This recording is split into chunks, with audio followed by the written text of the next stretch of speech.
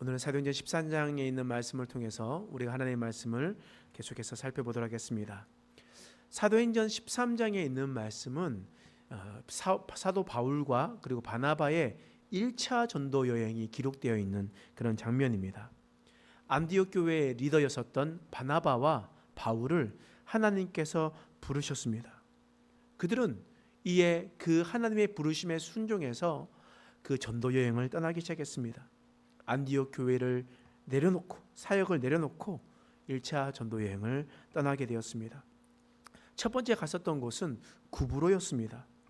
바나바의 고향이었었던 이 구브로는 백길로 남서쪽으로 약 200km 정도 떨어져 있는 지금의 키프로스 섬이었습니다. 그곳에서 복음을 처음에 증거했었을 때는 아무런 일도 일어나지 않았습니다. 그럼에도 불구하고 그들은 끝까지 주의 복음을 증거하는 길에 앞장섰습니다. 그때 그곳에서 구브로의 총독 서기오 바울과 거짓 마술사 바 예수를 만나면서 주의 복음을 증거하는 때도 있었습니다. 이제 사이프러스라는 이 구브로를 떠나서 북쪽으로 올라갑니다.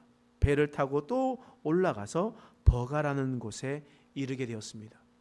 이 버가라는 곳에 이르렀을 때 마가라 하는 요한, 마가복음을 쓴 이 마가라는 요한이 함께 수행원으로 있다가 떠나가 버렸습니다. 전도 여행을 어려움을 견디지 못하고 자신의 집인 예루살렘으로 돌아가 버렸습니다. 또 바울은 그 버가에서 큰 병을 얻게 되었습니다. 어떤 병인지 정확하게 알 수는 없으나 더 이상 버가에서 복음의 사역을 할 수가 없어 버가에서는 아무것도 하지 못하고 거의 죽게 된 몸으로 비시디아 안디옥으로 넘어가게 되었습니다. 이 문제는 이 비시디아 안디옥으로 넘어가는 그곳은 아주 높은 해발 2000m 이상의 고봉들로 이루어진 타우루스 산맥으로 있었습니다. 타우루스 산맥을 넘어가야만 했습니다. 따라서 바울은 죽은 몸을 이끌고 험산 줄령을 넘어가야만 했습니다. 길고 긴 산을 넘어서 비시디아 안디옥에 도착하게 되었습니다. 그들이 도착하자마자 무슨 일을 하였습니까? 오늘 본문 말씀 14절에 이렇게 이야기하고 있습니다. 할게 있습니다. 시작. 그들은 버가에서 더 나아가 비시디아 안디옥에 이르러 안식일에 회당에 들어가 앉으니라. 버가에서 죽을 몸을 이끌고 비시디아 안디옥에 이르렀습니다. 이 이르렀다라마는 이르자마자 안식일이 다가오므로 회당에 들어갔다라는 것이 훨씬 더 좋은 표현입니다.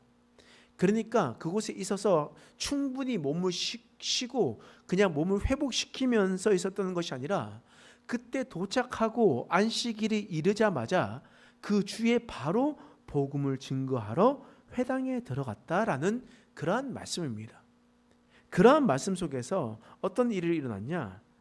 당시 2000년 전에 유대 회당은 안식일에 사람들이 모였습니다. 여러분, 안식일이 무슨 요일입니까? 토요일입니까? 일요일입니까? 토요일이죠. 맞습니다. 일요일은 주일이라고 해서 예수님께서 금요일 날 돌아가시고 3일 뒤에 금, 토, 일, 그래서 주님의 날, 주님께서 부활하신 날 해서 우리가 그것을 지키는 거고, 본디 안식일은 토요일입니다. 토요일 날 사람들이 모였습니다. 함께 모여서 하나님의 말씀을 나누었습니다. 그리고 그곳에 있었던 회당장들의 추천으로 하나님의 말씀을 나누는 일들을 하였습니다. 근데 이방인으로 나그네로 왔었던 바나바와 바울입니다. 그들이 누구였냐면 바로 바나바는 레위 족속이었습니다. 바나바는 레위 족속으로 있었고, 그리고 바울은 가말리엘 문화에서 공부한 바리새인들이었다는 거예요. 그렇다면 무슨 말이겠습니까? 바나바도 레위인으로 하나님의 말씀을 증거할 수 있는 사람이었고, 바알도 바리새인으로서 하나님의 복음을 함께 나눌 수 있는 그런 사람이었습니다. 그리고 타지에서 복음을 증거할 수 있는 그런 상황이었다라는 거예요. 그래서 오늘 15절 말씀에 이런 말씀이 있습니다. 함께 읽어보겠습니다. 시작. 율법과 선지자의 글을 읽은 후에 회당장들이 사람을 보내어 물어 이르되 형제들아 만일 백성을 권할 말이 있거든 말하라 하니. 지금 회당장들이 바나바와 바울, 충분히 하나님의 말씀을 함께 나눌 수 있는 자들에게 하나님의 말씀이 있으면 함께 나누어라 라고 이야기했습니다. 처음으로 갔었던 비시디 안디옥에서 이 바울은 어떤 설교를 하였을까? 오늘 읽었었던 이 본문의 말씀이 바로 바울의 설교의 내용입니다. 그 설교의 말씀 17절부터 22절까지의 말씀을 한번 요약해 보면, 하나님이 이집트 땅에서 탈출한 이스라엘 백성들과 함께 있으셨고 그들을 참으셨다. 40년간 광야 생활을 참으셨다. 가나안 땅 7족속을 멸하시고 그 가나안 땅을 주셨다. 그리고 그들에게 사사를 주셨고 사울을 왕으로 세우고 그리고 또 다윗을 왕으로 삼으셨다 라고 이렇게 이야기를 하고 있습니다. 이 설교에서 가장 특이한 점이 여러분 무엇인지 아십니까? 이 설교에서 이 17절부터 22절까지 나오는 가장 특이한 말씀은 뭐냐면 거기에 주어가 하나입니다. 거기에 나오는 주어가 딱 하나예요. 그러면 이렇게 긴 말씀을 주어가 하나로 이야기하는 이유가 무엇이겠습니까? 지금 이 출애굽기부터 바울이 그리고 난 다음에 일어나는 모든 일들이 바로 한 분으로 말미암아 이루어졌다고 이야기를 하고 있는 겁니다. 자, 오늘 17절 말씀 읽어보겠습니다. 시작. 이 이스라엘 백성의 하나님이 우리 조상들을 택하시고 애굽 땅에서 나그네된 그 백성을 높여 큰 권능으로 인도하여 내사. 주가 무엇입니까? 하나님이. 여러분 오늘 설교 주제가 뭐냐면 하나님이 하십니다 라는 겁니다. 여러분 본문의 긴 내용을 설명을 하고 있지만 분명히 강조하고 있는 것이 있다는 거예요. 우리 다 알다시피 우리는 중요한 것을 강조하잖아요. 17절부터 계속해서 사도 바울의 설교는 누가 이 세상을 통치하시냐, 누가 이 세상을 인도하시냐, 그것을 계속해서 이야기를 하고 있는 겁니다. 그것이 바로 여호와 하나님이시다. 여호와 하나님이 출애굽시키셨고, 여호와 하나님이 광야길에서 그들을 지키셨고, 여호와 하나님이 그 사사 시대를 인도하셔서 지도자를 보내셨고, 사사 시대를 마치고 여호와 하나님이 그리고 그들에게 왕을 주셨다. 그리고 그 후에 구원자를 주셨다. 그것을 오늘 말씀을 통해서 계속 이야기를 하고 있는 겁니다. 이 세상의 통치자는 하나님이시다. 이 세상의 역사를 주관하시는 분은 바로 하나님이시다. 이렇게 이야기를 하고 있는 겁니다. 이 이스라엘의 문학에서 이 강조할 때 이런 식으로 표현하는 것들이 나오게 됩니다. 성경도 마찬가지거든요. 여러분 성경에 보면 창세기가 있죠. 처음에는 창세기입니다. 창세기 1장과 2장에 있는 말씀은 사실 비슷한 말씀이에요. 창세기 1장에 있는 말씀도 창지 창조의 말씀이고 2장에 있는 말씀도 천지 창조에 있는 말씀이라는 거예요.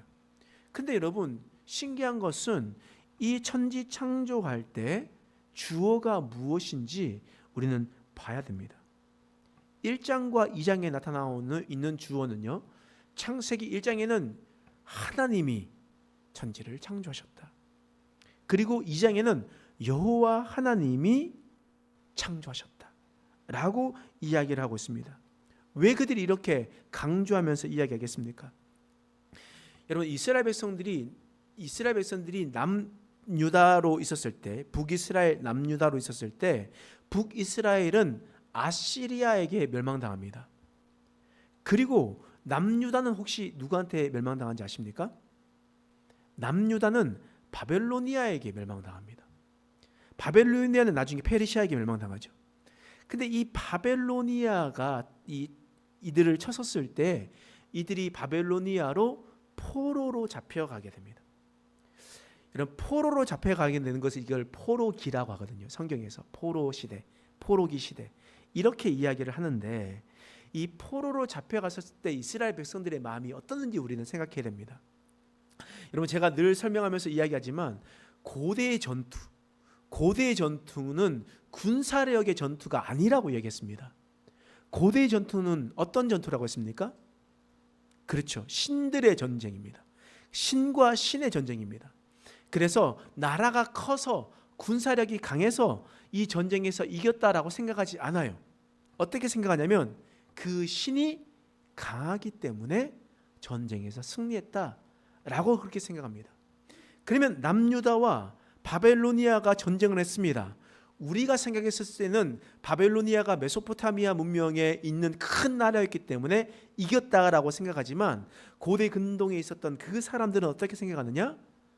바벨로니아의 신이 강하기 때문에 우리가 졌다라고 생각합니다.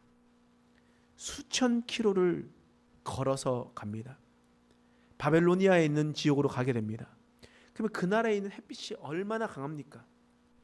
그리고 그냥 걸어도 쉽지 않습니다. 그런데 수천 킬로를 노예로 그렇게 포로로 끌려가고 있습니다.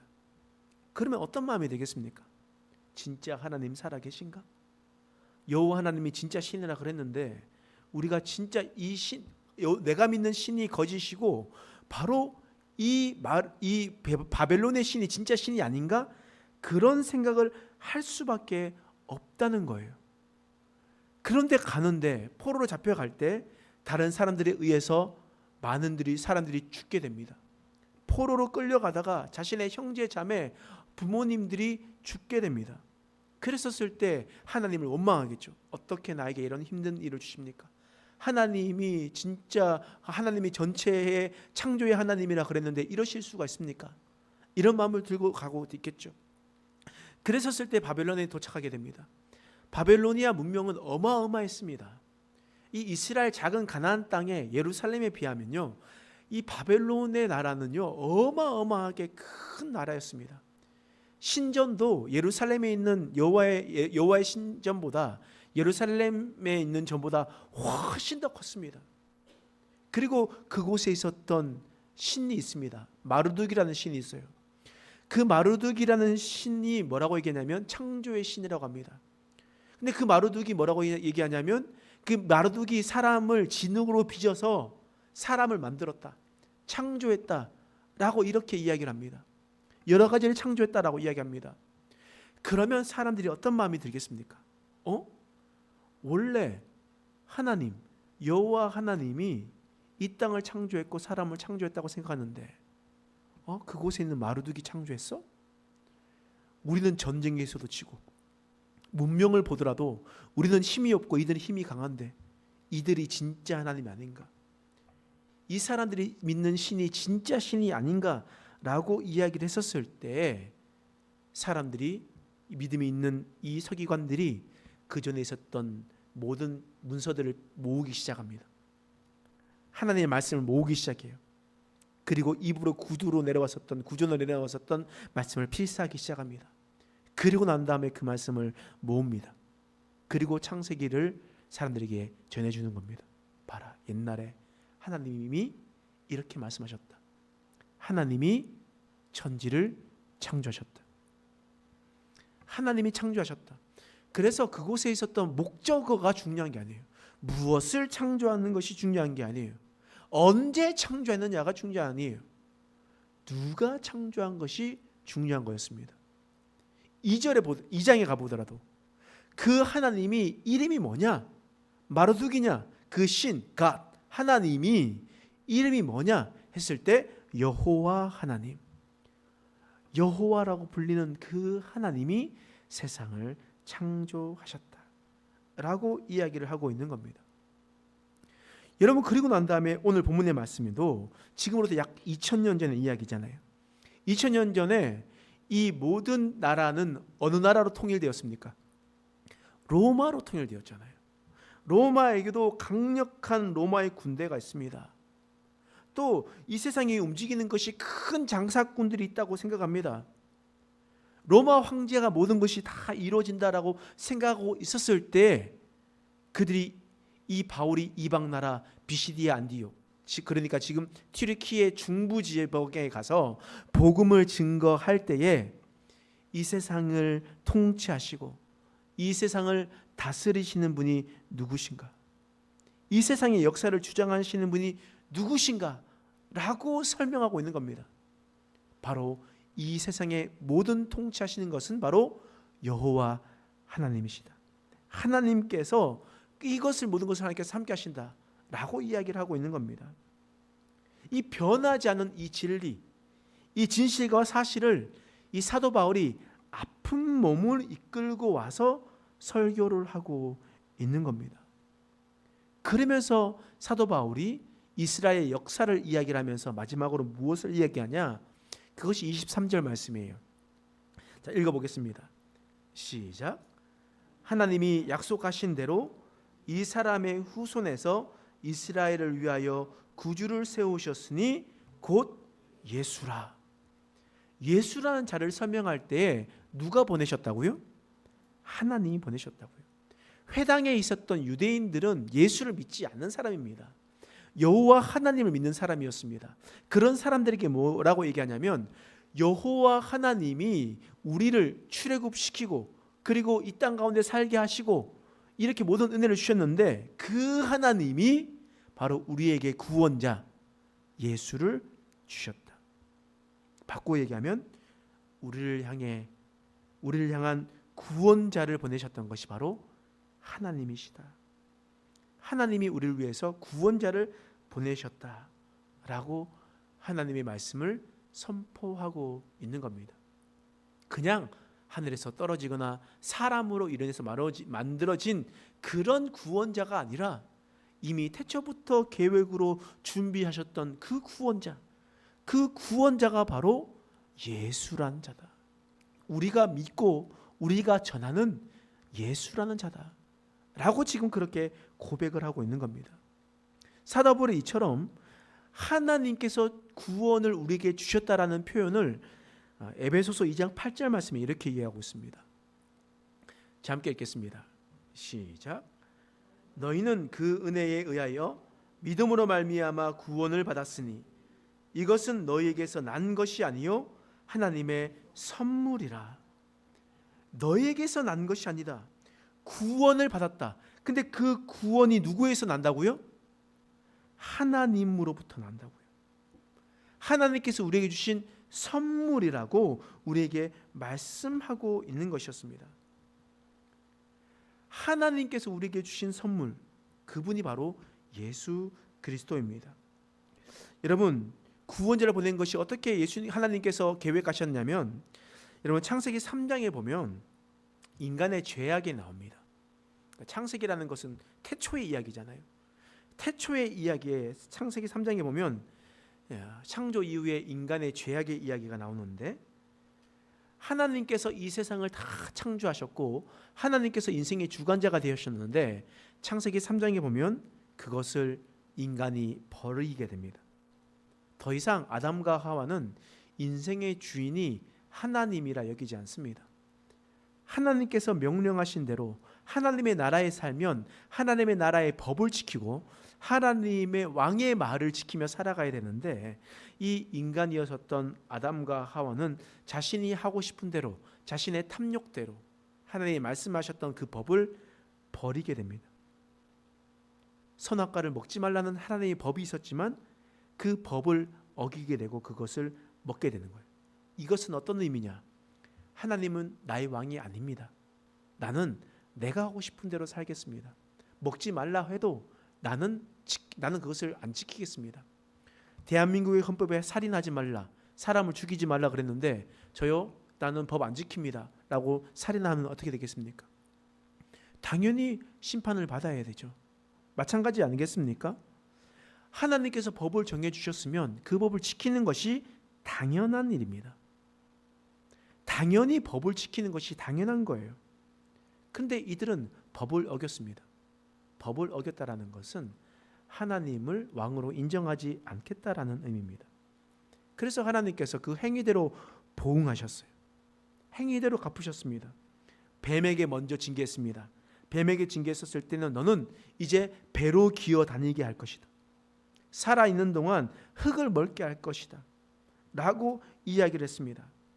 그리고 난 다음에 또 이어가지고 이 아담과 하와에게 심판의 메시지를 전하는 거예요. 예를 들면 하와는 임신하는 고통이 있어서 수고해야 자식을 얻을 것이다. 남자였었던 이 아담에게는 뭐라고 얘기했냐면 평생 수고하여야 너희가 소산을 먹을 수 있을 것이다 라고 이렇게 이야기했었습니다. 그런데 하나님께서 정말 신기한 것은 이 인간들에게 벌을 내리시기 전에, 하나님께서 인간들에게 벌을 내리시기 전에 뭐라고 약속하셨냐면 창세기 3장 15절 말씀이 있습니다. 자, 읽겠습니다. 시작. 내가 너로 여자와 원수가 되게 하고 내 후손도 여자의 후손과 원수가 되게 하리니 여자의 후손은 내 머리를 상하게 할 것이요 너는 그의 발꿈치를 상하게 할 것이니라 하시고, 하나님께서 여자의 후손을 보내시겠다고 합니다. 그리고 사탄의 머리, 뱀의 머리를 상하게 할 것이다, 박살내게 할 것이다 라고 얘기하시면서 내가 이제 죄를 위해서 너희를 위해서 구원할, 사탄의 모든 괴계를 해결할 여자의 후손을 보낼 것인데 그것이 바로 너의 구원자다 라고 그렇게 이야기를 하고 있습니다. 그러면 이 여자의 후손이 누굽니까? 여자의 후손, 하나님께서 창세 때 인간이 죄를 짓자마자 심판도 하기 전에 보내겠다 약속하셨던 구원자, 여자의 후손이 누구라고요? 예수님이라고요. 왜 예수님입니까?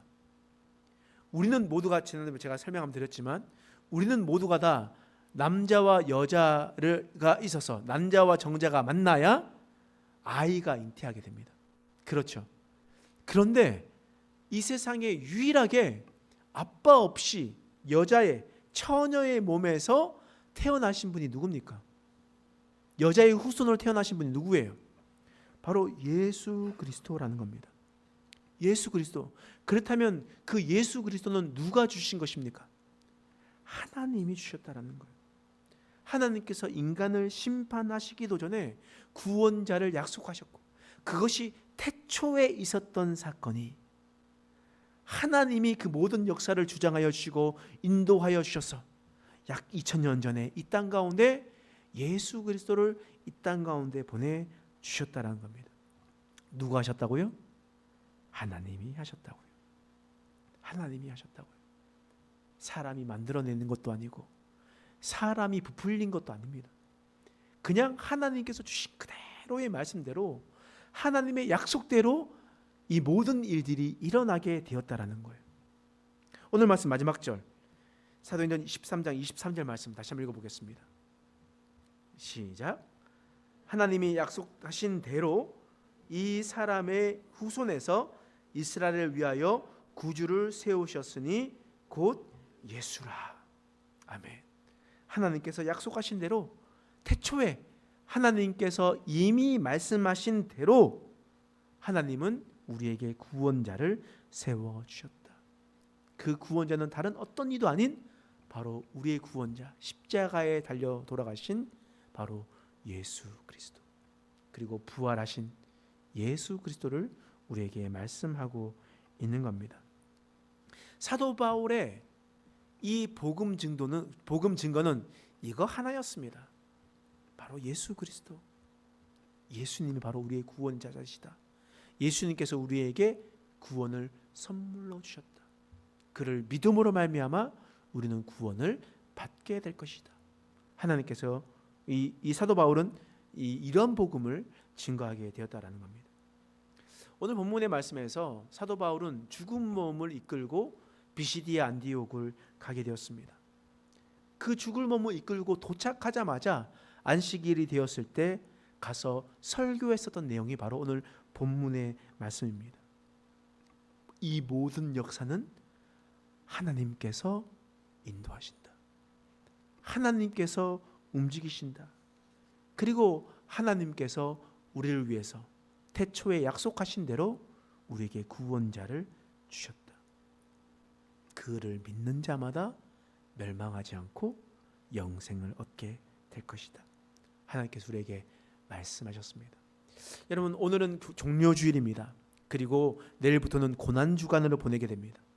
그리고 이번 주 금요일은 또 성금요일로 예수님께서 우리를 위해서 십자가에서 돌아가신 날입니다. 이 날은 하나님께서 태초부터 계획해 놓으셨던 날이었습니다.